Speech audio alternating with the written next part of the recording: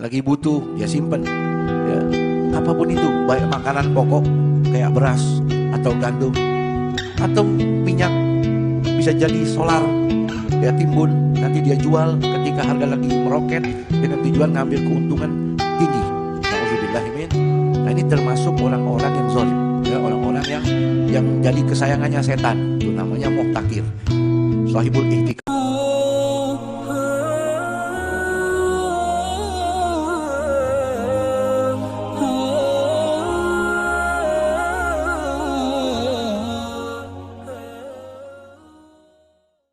Wal muhtakir, yang pertama atau yang keenam, orang yang menimbun. Bi an yastaril guta wa yu'inu 'alaika lahmi waqtal ghala. Penimbun ini dia belanja barang, tujuannya bukan untuk langsung dijual, ya. Dan ini berupa makanan pokok. Kalau kita ini beras, ya, beras yang jelas lah. Kalau di luar mungkin gandum. Beli seseorang beras buat didagangin, tapi nggak saat itu, dia simpan sampai pada waktu nanti lagi harga beras naik, di situ dia jual dengan tujuan mengais keuntungan berkali lipat. Itu namanya penimbun, al-muhtakir. Waqtal ghala, waktu lagi mahal, ya, semua mahal. Fayahbisahu, lalu dia simpan, dia biahu bi aghla min dalik, tujuannya buat nanti dia jual di harga lebih mahal. Waqta syiddati hajan nas ilaih, di waktu orang-orang butuh kepadanya. Baru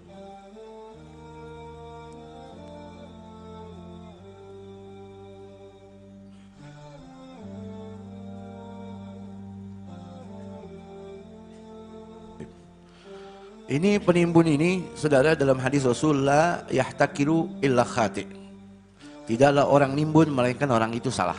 Bahasa hadisnya enteng, orang yang nimbun salah ente. Nah, tapi kalimat khati' dalam hadis kalau kita nempelin dengan Quran, kalimat khati' itu berat. Inna fir'auna wa hamana wa junudahuma kanu khati'in.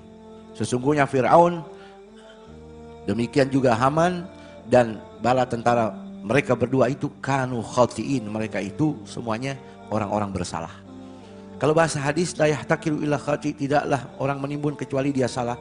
Kalau diukur dengan bahasa Quran, kesalahan, yang namanya kesalahan itu dosa besar, ya. Menimbun itu dosa besar. Bi'sal abdul muhtakir alladzi in sami'a birakhisin sa'ahu. Penimbun itu seburuk-buruknya manusia, kata Nabi. Kalau dia dengar harga lagi murah, dia nggak suka. Wa in sami'a bighalahu farih. Tapi kalau dengar harga lagi naik, wah, dia gembira. Kenapa? Barang udah dia simpan. Dia nggak pikirin orang lain lagi butuh, dia simpan, ya. Apapun itu, baik makanan pokok kayak beras atau gandum atau minyak, bisa jadi solar, dia timbun, nanti dia jual ketika harga lagi meroket dengan tujuan ngambil keuntungan tinggi. Nauzubillahimin.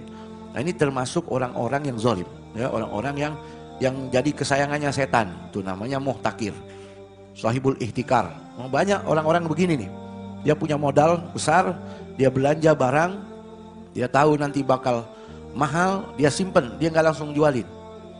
Nanti pas waktu lagi mahal baru dia keluarin barangnya. Nah, ini orang-orang yang zalim, ya. Di zaman Rasulullah SAW ada seorang sahabat namanya Mi'gal bin Yasar. Ketika sudah tua, sudah sakit-sakitan, dijenguk oleh seorang wali kota namanya Ubaidillah bin Ziyad. Pas lagi jenguk, Ubaidillah bin Ziyad ini jenguk seorang sahabat Nabi yang namanya Mi'gal bin Yasar, sudah berbaring, udah gak bisa bangun. Dia bilang, wahai sahabat Rasul Mi'gal bin Yasar, saya datang jenguk, mudah-mudahan cepat sehat, ya. Kalau ada butuh apa ngomong, saya wali kota dan saya mau tanya, hal ta'lamu syai'an anni safaktu daman. Kamu kira-kira pernah dengar nggak saya melakukan perbuatan zalim selama saya menjabat sebagai wali kota? Qala la alimtu syai'a. Saya nggak tahu, saya nggak pernah dengar. Yang saya dengar kamu baik-baik aja. Oh ya, kalau begitu, hal ta'lamu anni dakhaltu syai'an min as'aril muslimin. Wahai sahabat Nabi, kamu dengar nggak berita kalau saya ada naikin harga, nitip harga makanan umat Islam supaya harga yang mahal, saya nitip harga di situ. Kaget ini sahabat. Kalau ma'alim tuh, saya nggak tahu sama sekali.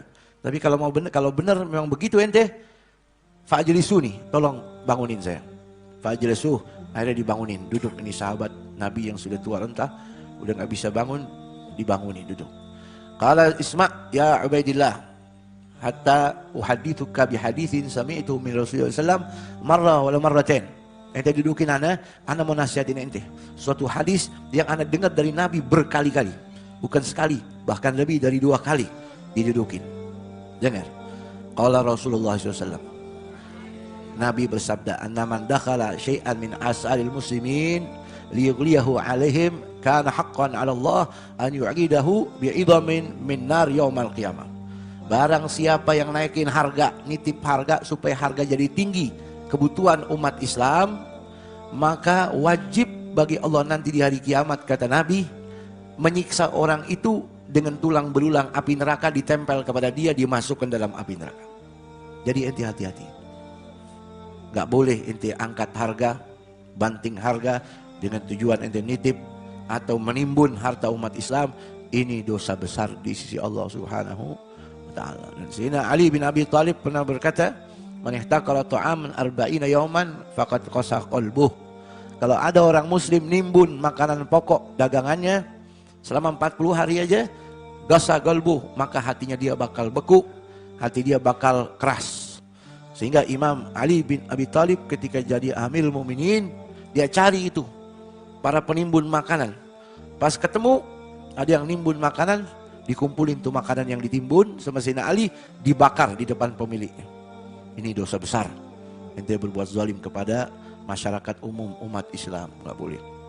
Imam Ghazali di dalam Ihya Ulumuddin pernah menceritakan kisah orang zaman dahulu, orang soleh, tinggal di satu kota namanya Wasat. Dia dagang gandum. Sekali waktu dia dengar ada rombongan nyiapin perahu mau pergi ke Basra, Irak. Maka ini orang soleh dari kota Wasat ini datang kepada wakilnya. Wahai wakilku, nih ana udah bawa gandum berkarung-karung, nitip di perahu ente, tolong nanti di Basrah setelah sampai ente jualin hari itu juga, jangan ditunda sampai besok. Harganya sekian, keuntungan buat ente lebihnya, tapi ingat jangan disimpan sampai besok.